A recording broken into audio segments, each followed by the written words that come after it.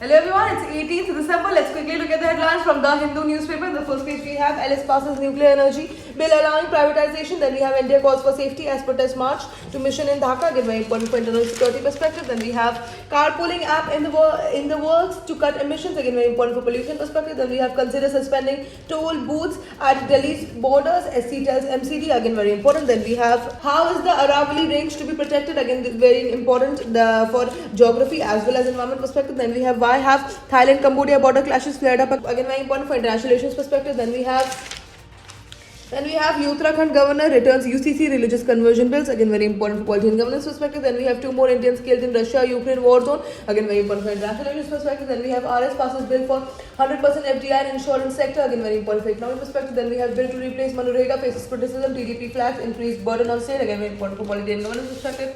Then we have Webster says anti-colonial coalition system installed on 2,000 km of rail network. Again, very important for infrastructure perspective. Then we have pilot bodies complaint to House panel or on corruption in DCGA and ministry. Again, very important for corruption perspective. Then we have SEBI reviews decades of old brokerage norms. Again, very important for economic perspective. Then we have Mizuho to buy up to $523 mission stake in Aventus from KKR. Again, very important for economic perspective. Then we have the world page. Then we have US labels Venezuela government a terrorist regime, orders blockade of all oil tankers. Then we have no proof of Bondi terrorists training in the Philippines. Then we have Janta says Suu Kyi in good health after sun raises alarm. All these news are very important for international relations perspective. And that is it for today. I will see you in another video. Until then, bye bye. Take care.